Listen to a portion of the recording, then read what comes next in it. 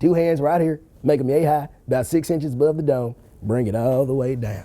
Switch to the other side, bring it up, and bring it all the way down. You don't hear that sound, baby, you're not shaking hard enough. Shake it with me.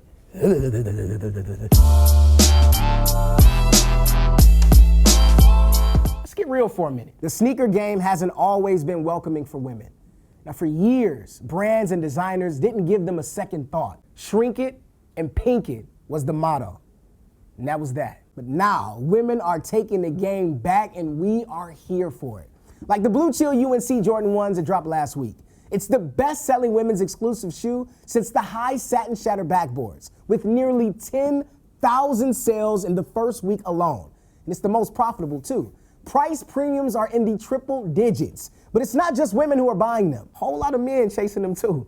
We've seen insane interest in the larger sizes, which is driving prices sky high. Below size 9, pairs are flipping for $350 on average. But above size 9, the average prices rise to $400, $500, even $550. With Women's History Month right around the corner, we're glad to see the Blue Chill 1 is making their own history. Now, in other news, the Adapt BBs finally dropped last week, bringing Nike's sci-fi self-lacing sneaker technology to the masses. Now, you'd think this shoe would be selling for 2 to 3 times retail. We are talking about the first self-lacing performance basketball shoe ever. Comes with an app, it changes colors, it self-laces. Shit is practically a Tesla. And yet the Adapt BB hasn't made much of a splash on the resale market at all. Despite all that hype, average prices are just 30% over retail. In the words of my man Charles Barkley, that's terrible. Now, All-Star Week always brings the heat, and last week was no exception. So we're gonna give a quick shout out to all the major market movers, and if you copped any of them, let us know in the comments below. We're starting off with the Turbo Green Jordans that had 10,000 sales. The Infrared Jordan 6s with 7,000 sales. The LeBron Watch the Throne with 1,000 sales. And finally, the KD11 with 150 sales. 150, is that right, Jesse? 150. We not missing a 0? Not missing a 0. Damn, my man won the MVP in the same shoes, only had 150 sales. He probably gonna leave Nike like he left OKC. To the streets! Now, last week we weren't too kind to the Kith Versace collab. You got that Kith Versace collab. But it appears we all owe Ronnie an apology.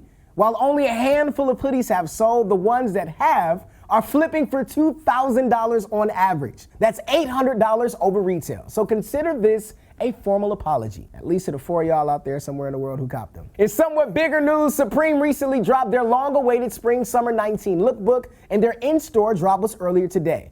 If you don't have a proxy on speed dial, don't worry. We got an online drop featuring all of the same shit coming on Monday. Now, I personally want that SIG water bottle. I also want that waist bag with the loops on it. I need the Apple hoodie, shout out to Steve Jobs, and that beautiful old man looking ass cardigan. I'm flexing all over that. That shit is beautiful. About to have me looking like Thurnis Haley. Shout out to the Loiter Squad. And shout out to the leopard print boxer briefs. Somebody in the comments let me know if I can rock those. I believe I can. We might even throw that in the lookbook. Now tomorrow we got another streetwear juggernaut dropping their first release of the season as well. The Wastemen over at Palace released their lookbook last week and recently announced that there would be a lot of secret bits coming tomorrow too.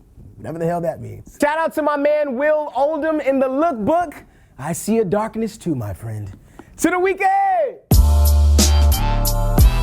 Anybody seen Salt Bae? Looks like I need to practice my sprinkling technique since Adidas is dropping the Yeezy Boost 700 salts this weekend. Be wise and cop these to get that spring rotation ready. Also, Jordan Brand is serving up a 3-piece combo full of spice this weekend with the release of the Social Status Jordan 6, the Jordan 4 Silt Red, and the Jordan 1 Defiant Couture. It also looks like Nike is looking to put up more points than LeBron's All-Star team, as they are set to re-release the Black Hornet Nike SBs that pay homage to the city of Charlotte. Keep those credit cards ready on February 23rd because it is starting to heat up. Speaking of All-Star, Nike is also bringing back a classic with the release of the Nike Zoom Rookie Galaxy. You can cop these fan favorites on February 22nd. Now before we close out, as always, gotta give some love to the Market Watch Comment of the Week winner.